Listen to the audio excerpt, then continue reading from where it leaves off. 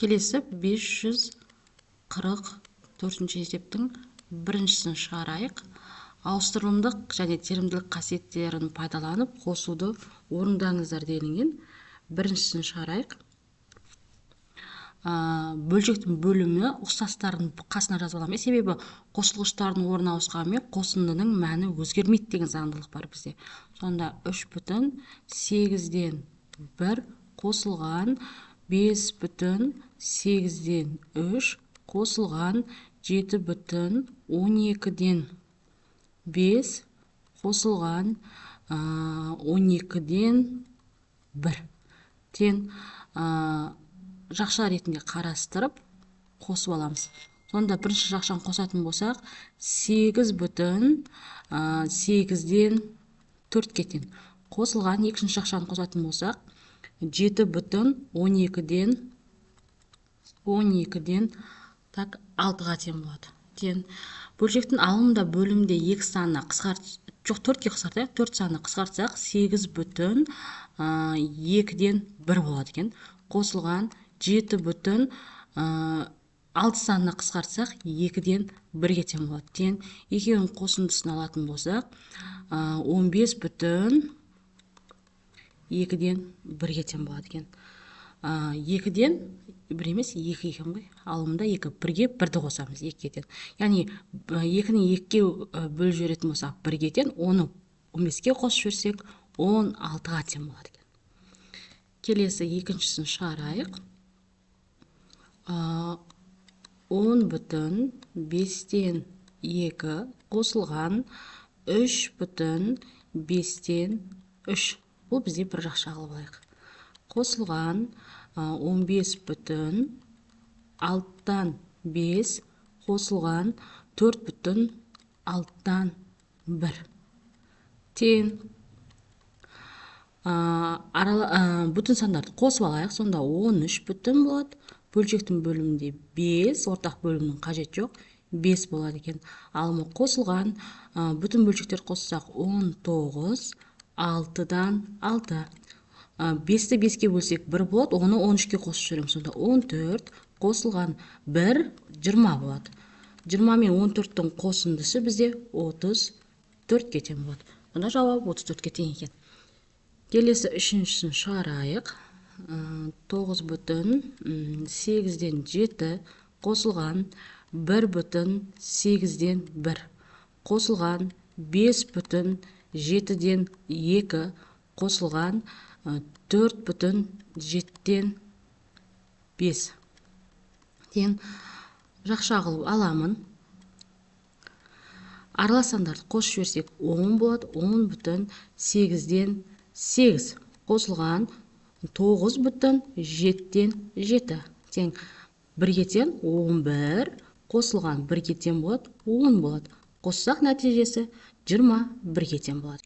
Келесі төртіншісін шығарамыз. 15,18-ден 7 қосылған 18-ден 5 қосылған 11,9-дан 8 қосылған 9-дан 4 тең. Бірінші жақша және екінші жақша ретінде қарастырайық. Қоссақ 15 болады. Бөлімі 18. Алымда 7-ге қосамыз 5-ті 12-ке тең болады. Қосылған 11-дің өзін жазам. Бөлімінде 9 қосатын болсақ 12 тең. Енді қысқартып жіберейік. 15-тің өзін жазып қоямын да 6 санына қысқартам. 6 санына қысқартатын болсақ 3 болады, 2 болады. Қосылған 11-дің өзін жазып қоям. 3-ке қысқартатын болсақ 3 болады, 4 болады екен. Тең. Енді қосып жіберейік. Қосып жіберетін болсақ 26-ға тең болады. 26 бөлімінде 3. 2-ке қосамыз 4-ті 6 болады. Сонда 6-ның 3-ке бөлетін болса 2 болады. 26-ға қоссам 28-ге тең болады екен жауабы. Келесі 545-ші есеп. Біріншісін шығарайық. А-ның орнына 6,2-ден 1-ді қоямыз. Сонда 8,10-нан 7 азайтылған 7,5-ден 4 азайтылған 6,2-ден 1 тең. Бірінші ортақ бөлімге келтіріп аламыз. Жақшаның ішін 10 санынан берем, 2-ден береміз, 5-ден береміз. 8,10-нан 7 санын өзін жазып қоям. Азайтылған жақшаның ішінде 7-ден 6-ны азайтсақ 1-ге тең болады. Бөлімі 10-ға тең. Так, енді алымын жазайын.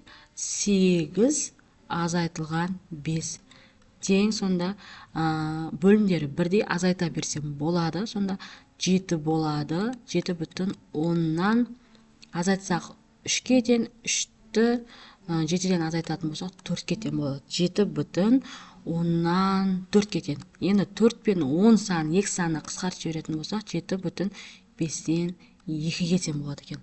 Бұл бізде біріншісі. Енді екіншісін шығарайық.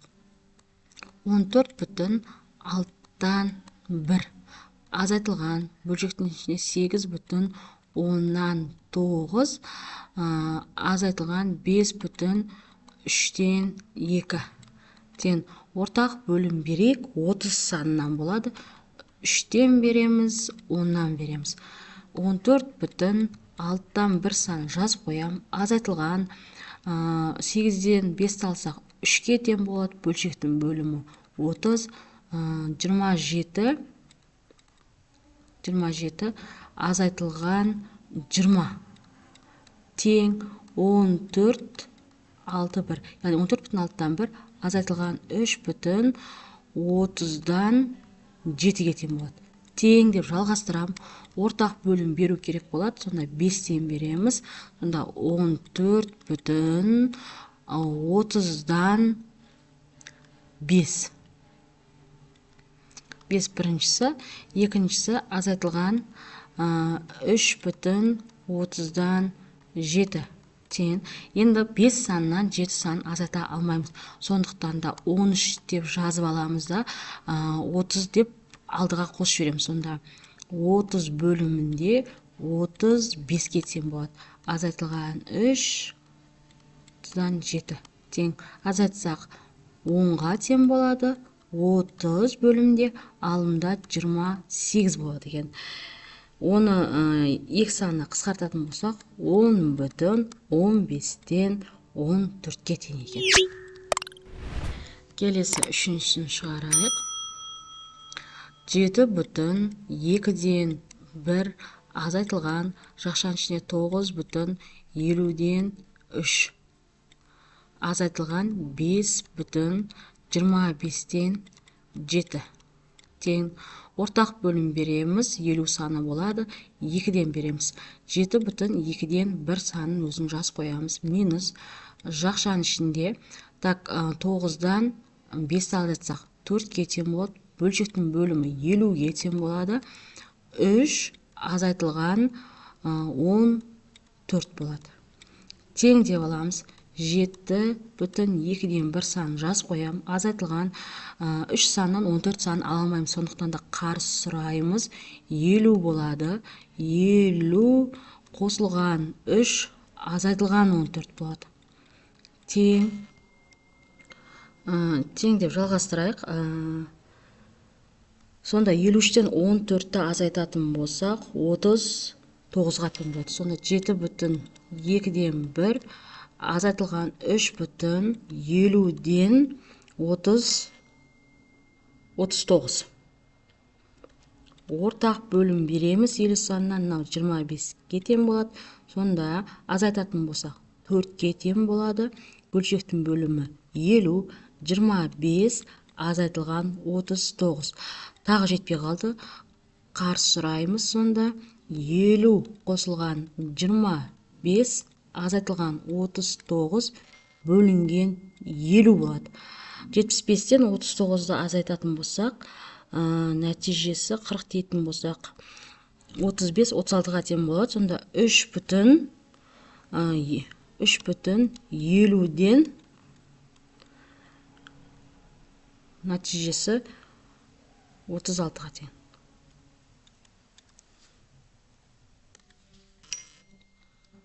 Оны қысқартып жіберсек 3,25-ден 18-ге тең болады екен. Келесі төртіншісін шығарайық. 20,5-тен 1 азайтылған 11,15-те 2 азайтылған 6,3-тен 1 тен ортақ бөлім береміз. 15 санынан болады 3-тен береміз. Сонда 20,15-тен 3-ке тең азайтылған 11,15-тен 2 жақша қылып алайық. Азайтылған 6,3-тен 1 дейміз. Тең жақшаныштың орындайтын болсақ, азайтақ нәтижесі 9-ға тең болады. Бөлімінде 15 1-ге тең болады. Азайтылған 6,3-тен 1 тең ортақ бөлім береміз 5 саннан. 9,15-тен 1 азайтылған 6,15-тен 5-ке тең болады. Енді азайтатын болсақ 3 болады. 1 санын 1 азайтылған 5 болады. Бөлімде 15 тең азайта алмаймыз, сондықтан да қарсы сұрап аламыз. Сонда 2 болады. 15 қосылған 1 азайтылған 5 бөлінген 15 тең 2,15-тен 11-ге тең болады. Сонымен есебіміз аяқталады екен. Келесі 546 есептің біріншісін шығарайық. X қосылған x-тен 2 тең 7,7-тен 2. Енді x санының орнына қандай санды қоюға болады деді. Бізде бөлшектің бөліміне қарасақ 7-ге тең болады. Ал нақты бүтін бөлікті қоссақ та 7-ге тең болады. Сонда x-іміз тең болады бізде 7-ге. Енді дәлдеп көрейік. 7 қосылған 7-тен 2 тең болады 7,7-ден 2-ге. Келесі екіншісін шығарайық. Y азайтылған 7-ден Y-тен 5,7-ден 1. Енді Y-тің орнына қандай сан қоюға болады? Оның орнына 6-ны қойық.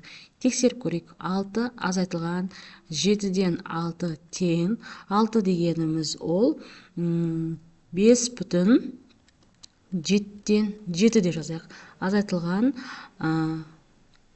7-ден 6 тең. Сонда 5,7-ден 1-ге тең болады екен. Сонда Y-іміз 6-ға тең екен. Келесі үшіншісін шығарайық. Y минус Y-тен 1 тең 8,9-дан 8. Y-тің орнына тең қойайық біз 9 санын.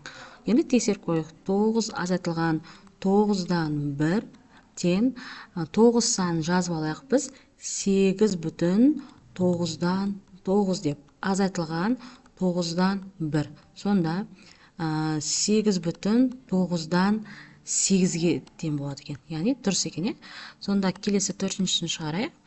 Y қосылған Y-тен 3 тең 10,10-нан 3. Y-тің орнына қоямыз 10 сан. Енді тексеріп қойық. 10 қосылған 10-нан 3 тең 10 санын 10 санын жазып алайық біз. Жоқ, жазуының қажеті жоқ. 10,10-нан 3-ке тең екен. Себебі бүтін сан. Сонымен есебіміз аяқталады.